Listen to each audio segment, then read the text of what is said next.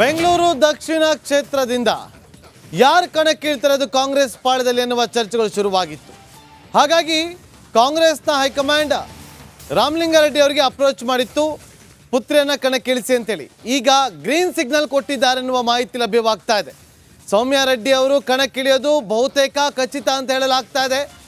ಬೆಂಗಳೂರು ದಕ್ಷಿಣ ಲೋಕಸಭಾ ಕ್ಷೇತ್ರದಿಂದ ಕಾಂಗ್ರೆಸ್ ಅಭ್ಯರ್ಥಿ ಆಗಲಿದ್ದಾರೆ ಎನ್ನುವ ಚರ್ಚೆಗಳೀಗ ಶುರುವಾಗಿತ್ತು.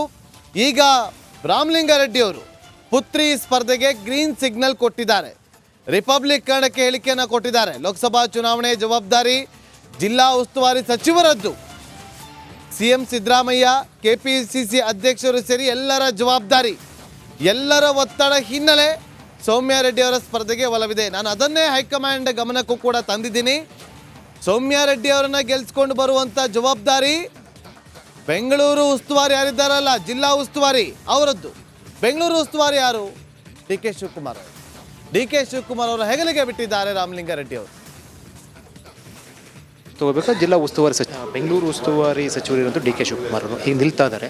ಜನರಲ್ಲಿ ನೀವು ಹಿರಿಯ ಸಚಿವರಾಗಿ ಪಕ್ಷದಲ್ಲಿ ಹಿರಿಯ ನಾಯಕರಾಗಿ ಹೇಳುವಂಥದ್ದು. ಟೋಟಲಾಗಿ ಈ ಒಂದು ಫಲಿತಾಂಶ ಆಯಾ ಜಿಲ್ಲಾ ಉಸ್ತುವಾರಿ ಸಚಿವರು ತಗೋಬೇಕು ಅಂತ ಅನ್ಸುತ್ತೆ. ತಮಗೆ ಯಾರು ಜವಾಬ್ದಾರಿ ತೆಗೆದುಕೊಳ್ಬೇಕು ಅನ್ಸುತ್ತೆ 28 ಲೋಕಸಭಾ ಕ್ಷೇತ್ರಕ್ಕೆ? ಈಗ ಆಯಾ ಕ್ಷೇತ್ರದಲ್ಲಿರ್ತಕ್ಕಂಥ ಉಸ್ತುವಾರಿ ಸಚಿವರು ಜವಾಬ್ದಾರಿ ತಗೊಳ್ಳೇಬೇಕಲ್ಲ. ನಮ್ಮ ಪಕ್ಷದಲ್ಲೂ ತಗೊಳ್ತಾರೆ, ಬೇರೆ ಪಕ್ಷದಲ್ಲಿದ್ದಾಗ ಅವರು ಅದೇ ರೀತಿ ಮಾಡ್ತಾರೆ, ನಾವು ಅದೇ ಮಾಡಬೇಕು. ಅಂದರೆ ಈಗ 20 ಲೋಕಸಭಾ ಕ್ಷೇತ್ರಗಳಲ್ಲಿ ಕ್ಯಾಂಡಿಡೇಟ್ ಸಂಬಂಧಪಟ್ಟಂತ ಆದಾಗ ಅದು ಗೆಲುವು ಸೋಲಿನ ಹೊಣೆ ಆ ಸಚಿವರು ಹೆಚ್ಚು ಜವಾಬ್ದಾರಿ ತೆಗೆದುಕೊಳ್ಬೇಕು ಅಂತ ತಮ್ಮ ಗೆಲುವು ಸೋಲು ಜೊತೆಗೆ ಚುನಾವಣೆಯನ್ನು ಕೂಡ ಸಮರ್ಪಕವಾಗಿ ಮಾಡಬೇಕಲ್ಲ. ಪಕ್ಷ ಬಲಿಷ್ಠವಾಗಬೇಕಾದ್ರೆ ಹೆಚ್ಚು ಸ್ಥಾನಗಳು ಗೆದ್ದಾಗ ಮಾತ್ರ ಪಕ್ಷ ಬಲಿಷ್ಠ ಆಗುತ್ತೆ.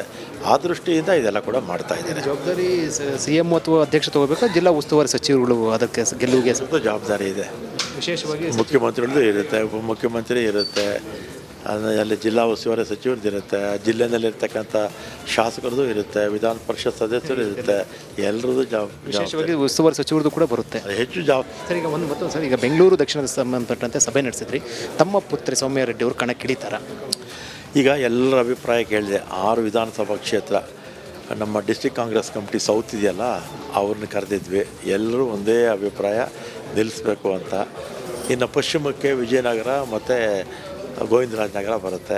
ಅಲ್ಲಿ ನಾಳಿದ್ದು ಅಲ್ಲಿರ್ತಕ್ಕಂಥ ಶಾಸಕರು ಮತ್ತು ಅವರ ಅಭಿಪ್ರಾಯ ತಗೊಂಡು ನಮ್ಮ ಮುಖ್ಯಮಂತ್ರಿಗಳು ಸುರ್ಜೇವಾಲಾ ಅವರಿಗೆ, ಅಧ್ಯಕ್ಷರಿಗೆ ಒಪಿನಿಯನ್ ಕೊಟ್ಟ ಮೇಲೆ ಅವ್ರು ತೀರ್ಮಾನ ತಗೊಂಡು. ವೈಯಕ್ತಿಕ ಅಭಿಪ್ರಾಯ ಸರ್?